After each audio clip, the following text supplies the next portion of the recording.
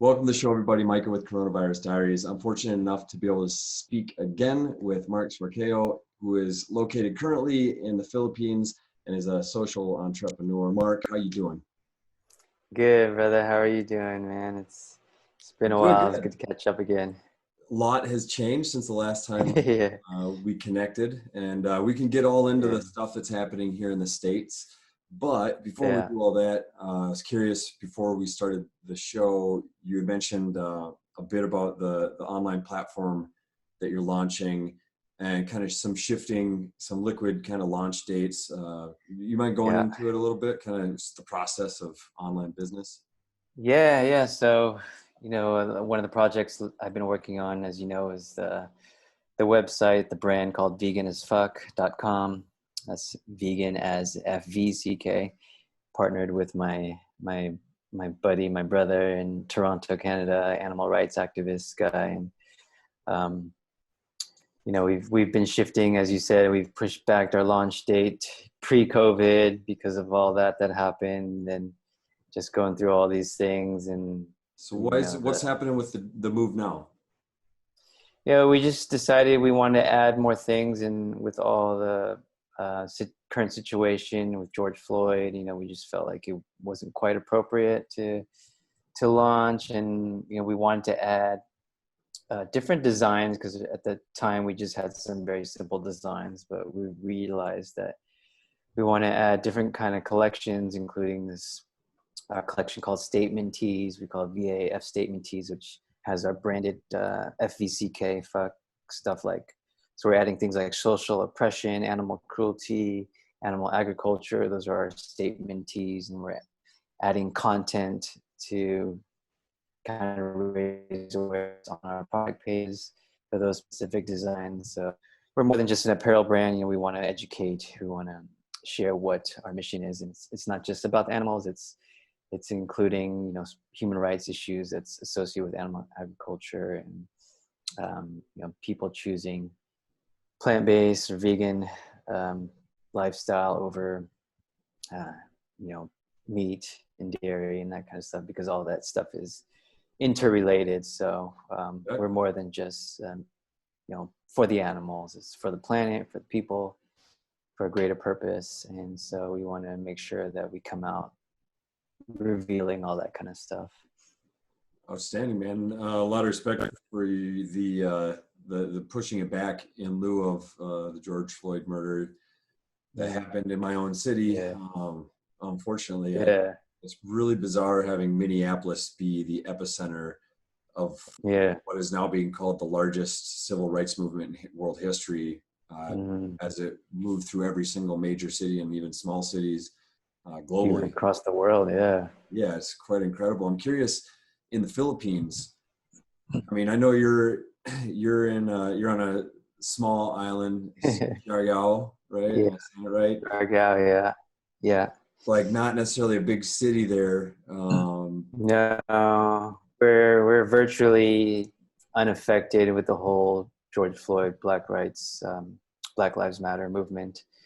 In Manila, it's a big city, which is 1 hour, 2 hour flight from here, metropolitan city. So, but the thing is, there's not a large African American population in the Philippines in general. So there's definitely some racism here, just seeing through social media posts. And I think it's more from being naive or uneducated, or just not even exposed to the lives of Blacks. And so actually one of my friends, she's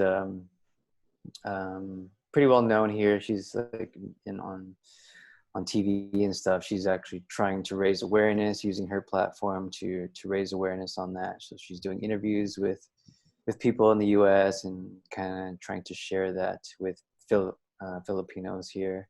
Sure.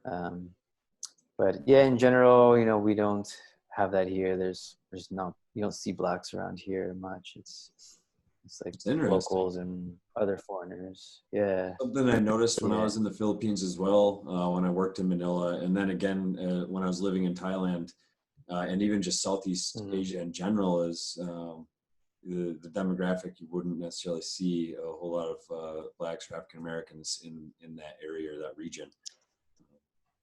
Yeah, I mean, there's I think there's racism against like darker skinned people, you know, the whole Asian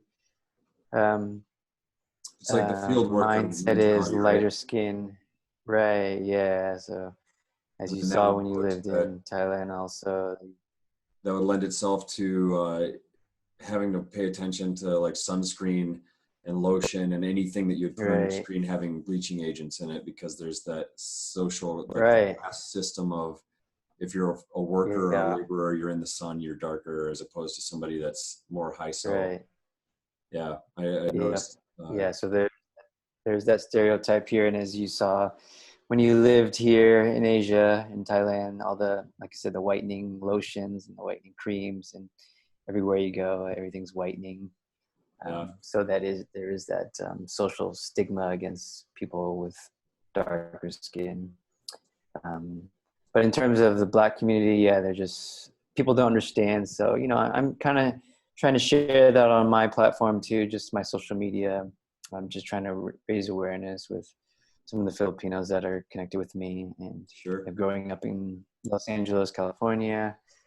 So I've had more exposure, you know, experienced the Rodney King riots back in '92, was it? Yeah, have you been And, in you communication know, with friends, family back in the States much? Like, how's that going?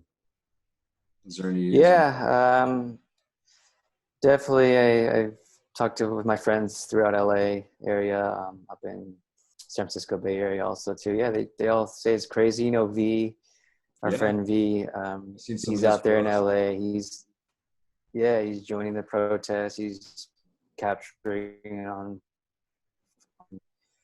Um, yeah, as you saw, just for the most part, it's been crazy. I mean, you saw the riots in the beginning, but it seems like it's kind of slowing down, becoming a little bit more peaceful. Yeah, they're actually. But Go ahead. I was just gonna say, it's just kind of surreal to watch from afar. You know, all you can do is see the video, and part of you wants to be out there to help support, but at the same time, I feel, man, I'm glad I'm here. I'm glad I don't have to deal with that.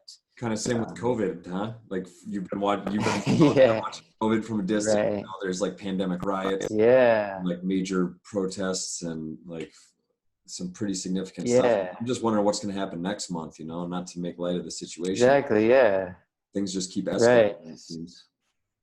Yeah, like you said, it's just one thing after another, and like, you think that we're going through a worldly problem, and then all this happens, and it's just half a year only, you know, Yeah, I in was talking 2020. with one of the last guests that I was speaking with, how when the riots really first started kicking off, there's this area over where I'm at. It's a few blocks, 5 blocks north of me, but it's Mm, across a major interstate. So you go up 5 blocks, and on the north side of that is this section called Midway, which I mm. happened to actually live in for a while, just 2 blocks north of there. So I'm very familiar with the area, and I tend to go there frequently. They've got the best Wow. pho Yeah. in the city. There's one of the best pho restaurants on University, just Ah, not far from there, nice. right? So, but I Mm, was actually listening to it, out my window. I was sitting working from home, mm. computer, the time windows are open, and I'm hearing like suddenly there's flashbangs and there's helicopters and sirens, and I'm just it's the middle of the day, maybe three Wow. o'clock, and I'm just going, what's happening? And I had heard that it had gotten turned into riots the night before, like late into the evening. I heard about it about 10 at night in South Minneapolis, which again, I mean, it's crazy where I lived in that area too. I was south of the 3rd precinct that ended up Wow. burned. And that's where I had moved from just a few months ago to this place I'm at now. But I was talking with a Mm, previous guest about, kind of you're removed, in the sense that you're in a remote location physically. Digitally you have mm. connection, but it's different, right? And even for me, I mean, I was south of this interstate, and I was, you know, I've told people a couple times I might as well have been on Mars, because the difference that those five blocks make in the city was just night and day. You know, there's like people out walking their dogs and their kids are in their yard, like, you know, mom and dad, what's the noises? And they're like, oh, you know, like that's some crazy stuff. But go over there. And then you walk 5 blocks, go across 94, and it was chaos, man. Like strike like a war zone. Riots. Yeah, man. The first time I went over there, I brought my camera gear. I was thinking like, oh, I'd park somewhere, naive, right? Oh, I'm just going to park somewhere, get out, I'll walk around, take some photos of people like protesting. Nah, man, it was riots, like straight up. I'm in traffic. There's strike teams on the corners trying to protect a bank. There's an O'Reilly store getting smashed into and burned. There's a White Castle. They were climbing in the window. And I'm just like, dude, this isn't happening, you know? Wow. You said I saw a couple of your live feeds. You said you were in LA at the time of the Rodney King riots. Yeah, I was in the high school, so still a little bit on the young side, but yeah, I remember all that happening, watching the news. Remember from it? What was it like for you? Yeah, I just remember seeing all the video caught on tape, all the police officers, the police brutality, just witnessing all the riots on TV as well, you know, from the news. And I remember one of my good high school friends, his dad had a business in downtown LA, and I remember him telling me how, you know, he was trying to protect his business and people tried to threaten him, and like he somehow got away. But yeah, I just remember seeing all the looting happening and, you know, breaking in the windows and all that kind of stuff. So it's, and now flash forward and you know, seeing what's happening now, it's just history repeating itself. And, you know, I've been becoming more educated. I've been watching stuff, things I didn't know, you know, trying to get a little bit more understanding too, you know, even though, you know, I have Black friends and obviously can't feel exactly what they've been through and what they're going through and stuff like that. But I just watched 13th, that movie 13th, the first time. Hearing about a couple nights ago. I never saw it before. Yeah, it's free on YouTube too right now. I think it's like temporarily free on YouTube. Outstanding. I'll be watching. So it's about and then I never realized how interconnected it is with the politics and elections and how people the in campaign, media that are also connected through marriage or relationships to the politicians. Yeah, and then you just see like the real oppression, the social oppression that the African American community face, and they talk about mass incarceration, and you see the statistics, and it really is kind of eye-opening and definitely opens up your perspective and gives you a little bit more, even more empathy towards, you know, the Black community. And you can understand why they're, you know, raising riots, and, you know, there needs to be change. So right now in Minneapolis, there's a big push towards defunding police and even abolishing the city council is suggesting that they just want to be done with the entire police department and build it from the ground up. A lot of what I'm hearing being discussed is this idea of community policing, and whether or not that means that, you know, they would set up districts or something within the city that, you know, the local community, they would have people specifically from that area that they're basically vouching for, they're hiring, they're taking much more of a hands-on approach, and to in some ways it would suggest there would be a lot more accountability for the individuals that are policing that area. What are your thoughts on policing or going like a private police route? Yeah, I think, I think the accountability thing, that's a big thing. I think that's maybe something worth trying, because it just seems like the things that are happening right now just isn't working. So yeah, I'd be curious to see how that would work out. You know, how that would play out. I guess Camden, New Jersey, about like it's a decade or more ago, they had gotten rid of their police department and they went to a privatized type of policing regiment. And there's some pretty interesting statistics on, incarceration rates and kind of how like crime in the community changed. It seemed like it turned. Well, I think, if that's a good, if they can find a model like that and see the statistics and see that it works, and I think it's definitely worth duplicating. If that's really what, the government, the city wants to do, is really truly protect the people. But as we know, there's so much corruption in those agencies and stuff like that. So sure, it's going to come down to that. Yeah, it's there's a lot of big questions that are all kind of coming together that go all the way up the chain, right? And everything. And maybe it's just that I'm getting older, starting to see things a little bit differently.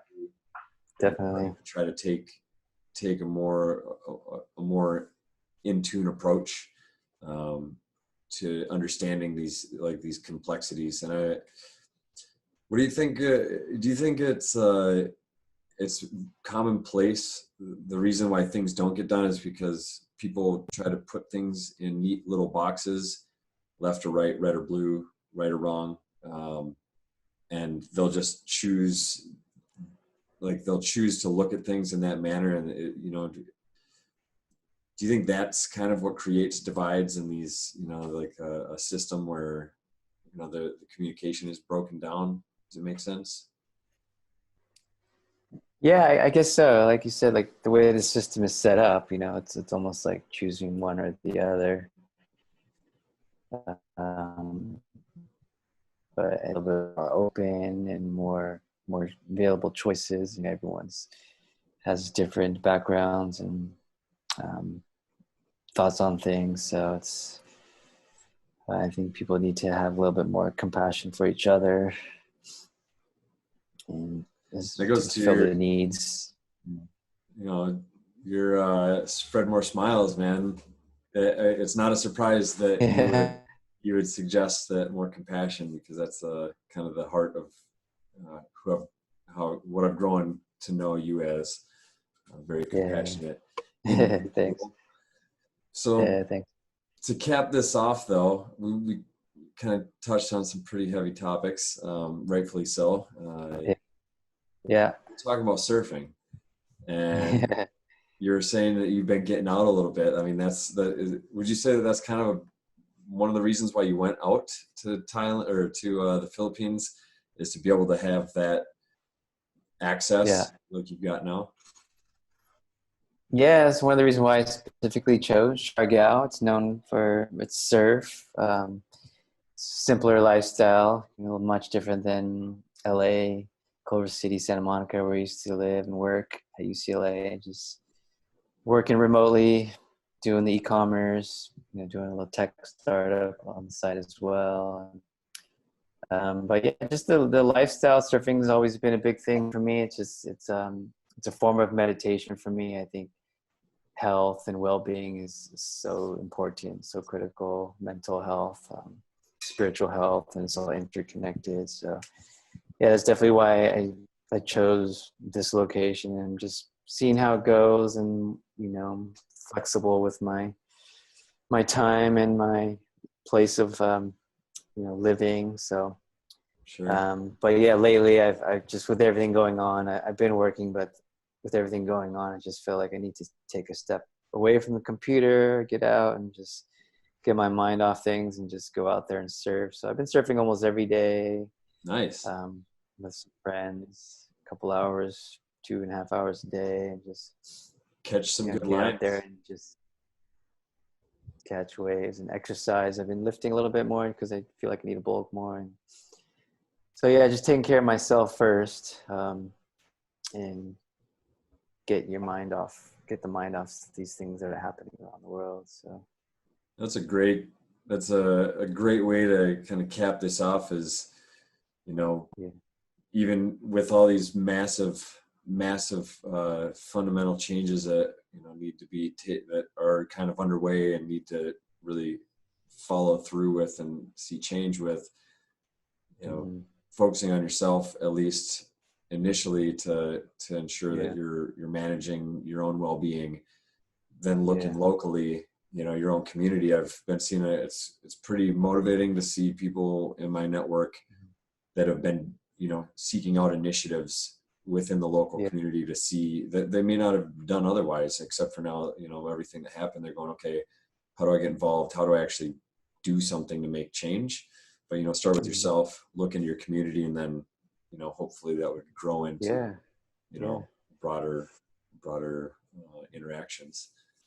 But do you have any, do you have plans for coming back to the States now because the Philippines is loosening up? Is it just within the Philippines the lockdown is loosening, or are international flights allowed in and stuff? I think they're still having sweeper flights. I'm not sure, but they were supposed to open domestic flights early this month, but then that was pushed back again to the end of June, possibly to the end of July. So yeah, there's actually a family in one of my friends' resorts here from New York, and they were planning to leave, but they had to stay longer. So they're mandatory; they have to stay. Yeah, they've been here since early March. They were supposed to be here for 4 days on a vacation, and they've been here through the whole 3 lockdown. 4 days to 3 months, and then maybe longer. Yeah.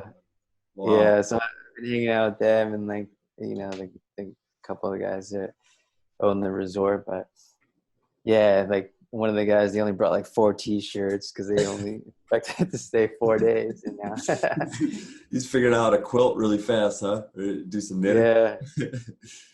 But they're living, we went the other day together, all of us, and they're making the most of it. They're still able to work out here somehow, so nice. We're all just taking it day by day and making the most of the situation and do whatever we can to contribute.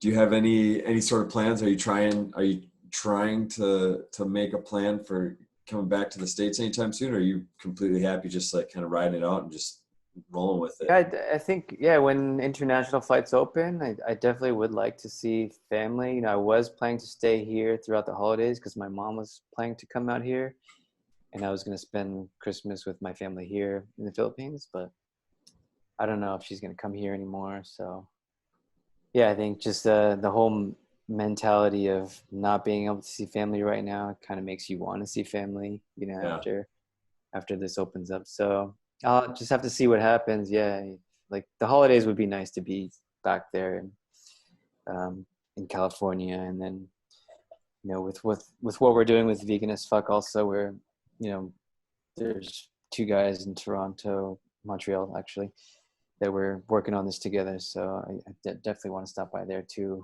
hopefully. Very cool. But family, I miss them, and that's a big thing for me. And it's an interesting paradigm where if you're living abroad, you can go home whenever whenever you want.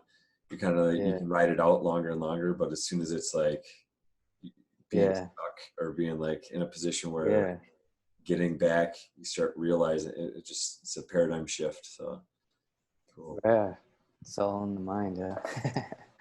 Nice, man. Well, Mark, thank you for your time. I appreciate you jumping on and sharing your time with me.